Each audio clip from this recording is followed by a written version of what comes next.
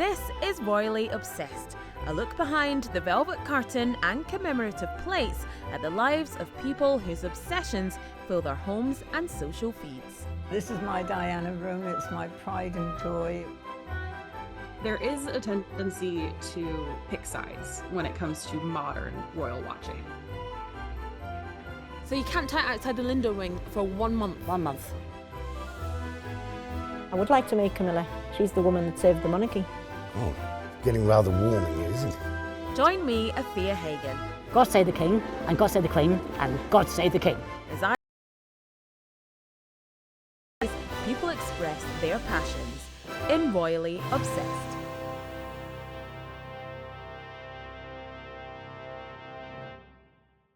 Today we meet John, the face of royal watching. John has been at the forefront of all royal events for the last 30 years and shows no signs of stopping. What does it feel like to be such an incredible part of history? You were there as history was being made. Well, it all started with my mother. When I was a little boy, she used always read magazines about Princess Margaret and Peter Townsend in the 60s. And I used to always see you reading magazines. I said, what are you reading about now, the royal family? She said, yes. Then that's when it grew on me. I'm sure I was born, it was in me when I was a little child.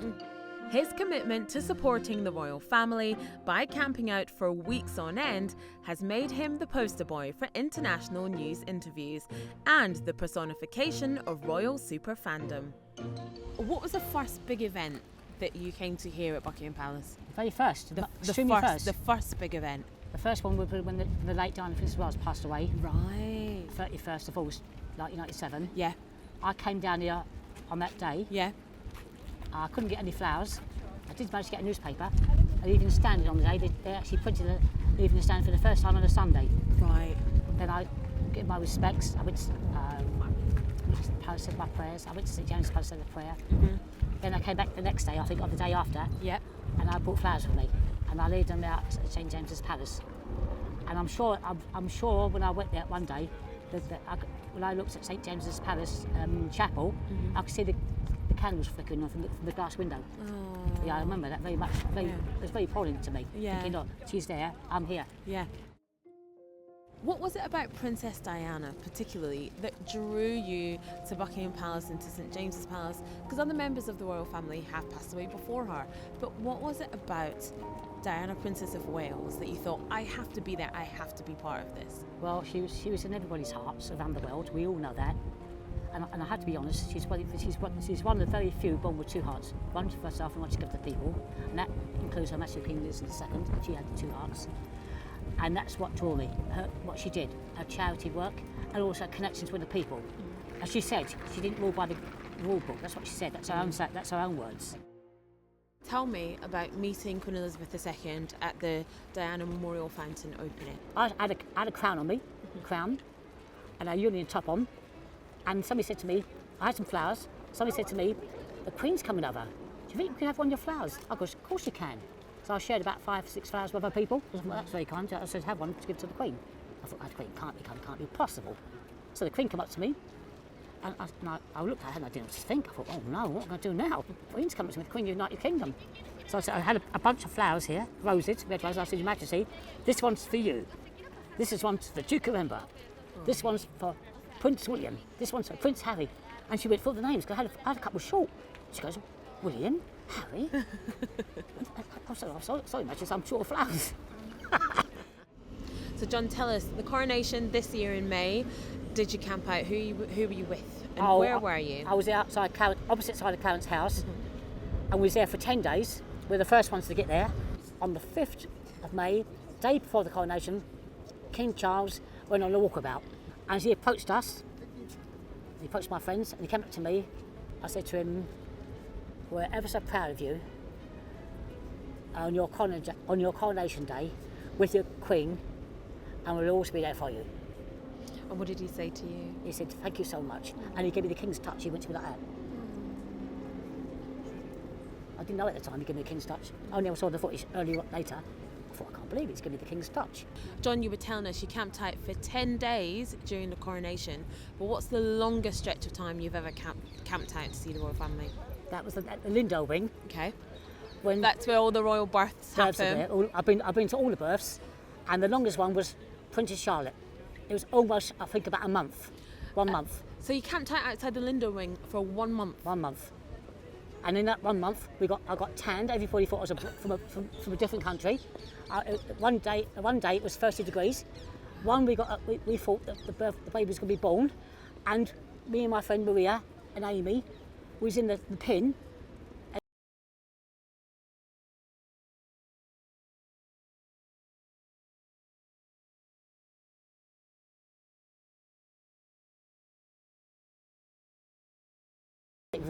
And we was delighted with that as well.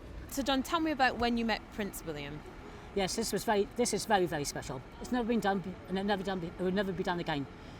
It was at Kensington Palace, and it was Princess Diana's. It would have been Princess Diana's 58th birthday in 2019. And we was there, and about 7 o'clock in the evening, Prince William came out with one bodyguard. Came out of Kensington Palace, walked along the driveway, came up to us, and he said to my friend Sky, "You're the one I saw in the picture asleep." And he spoke to us all, and he said, "I'm very touched what you do for my mother, especially on her birthday. Most people don't remember her birthday, remember her passing, her anniversary. And I was very touched what you all do." And we had a private conversation, and I'm very proud of Prince William. He's going to be a good king, and so his queen will be. King William V and Catherine as queen. That's in the future, because now we've got to concentrate now as our King Charles III, and his Queen Camilla. John's Herculean stints of camping outside Buckingham Palace and the Lindo wing may be unmatched, but there are other, more modern ways in which others express their fandom. This is Danielle. She's a replicate, a dress-alike superfan who has committed to dressing like both Kate and Meghan and building a whole community around sharing these outfits and, of course, where to buy them.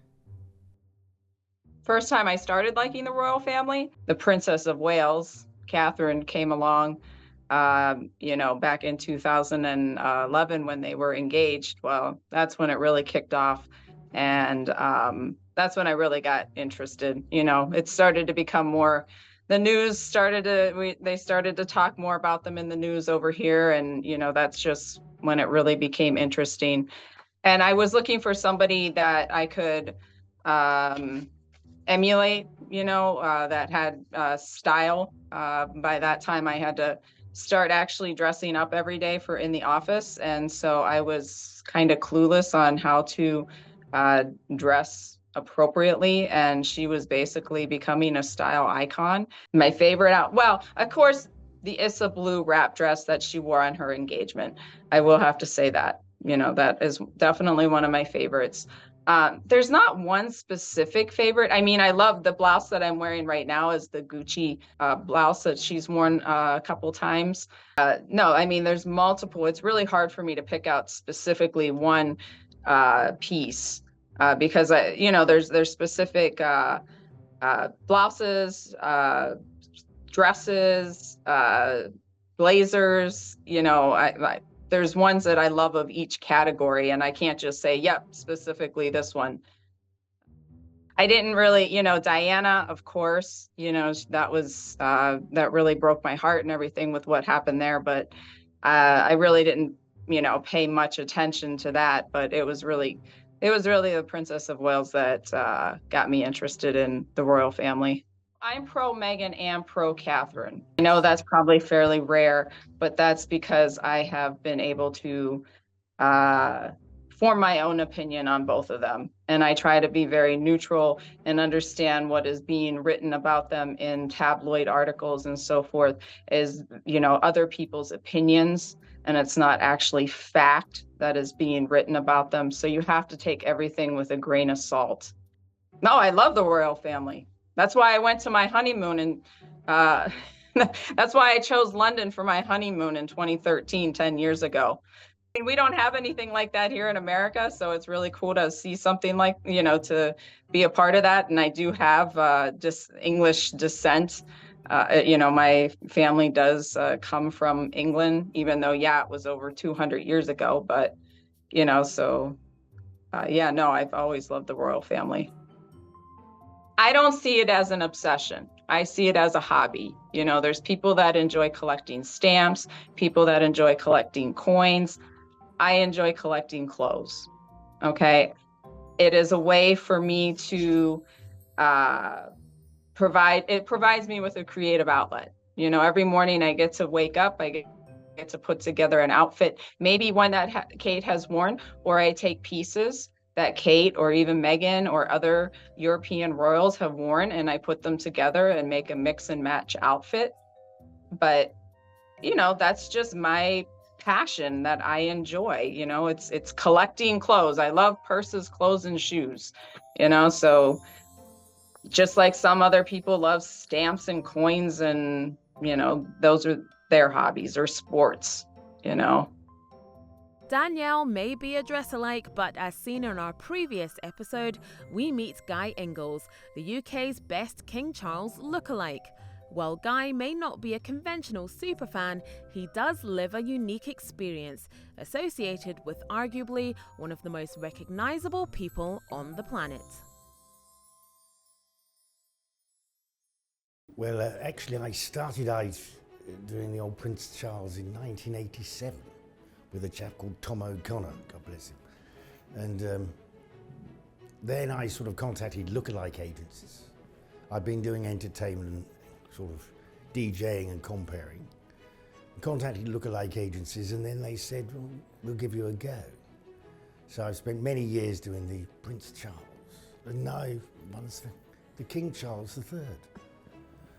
But actually, I do think since he's become King Charles, he's very sensible. He's not going to get too involved in politics. Everybody knows his opinions on most things, because but now he's the king. I think he's doing a good job, actually. Charles, the character, after the late demise of Diana, I used to, because I always played second fiddle to the Queen lookalikes, you see. And Charles has been through phases, not very popular with the public, but I've always tried to portray him in a good light. So I have met people when I've done a function or an after dinner speak who go, I don't like Charles and all this, but I honestly believe there's some people who say, oh no, we don't want the royals, but I've worked in America and many other countries, and they actually do, they're envious of us having a queen or a king. Well, I've been asked to be involved in not actually in a naughty movie, and I discovered it was going to be a naughty movie, so I said no to that. All sorts of things you get asked to do, but no, I've got too much respect for the man. And I wouldn't do my career any good anyhow, I don't think. And I met him years ago, which was quite fun. Tell me about that. So obviously you were fully in character. Well, actually, I'd finished doing a thing. It was a polo match. It was the polo match prior to him retiring from playing the game. And I was wearing a blazer and everything else. I had to do a thing in front of a crowd in one of the marquees. And me being there with a William and a Harry, they had to get his permission for me to be there. And afterwards, when he came up, his security man came up and he said, oh, and I was rather embarrassed. He said, he's got a message for you. And he went, what is? He said, well, good luck to him. He's got to earn a living. I personally think they're very popular because most other countries in the world envy England and the UK for having a family. And then if people go overseas, when I've been in America, everybody thinks, wow, you've got a queen, you've got a king. They're envious of us. And then, unfortunately, there are some people who, are not. I just think we've had a monarchy for hundreds of years. And they will endure, I'm sure.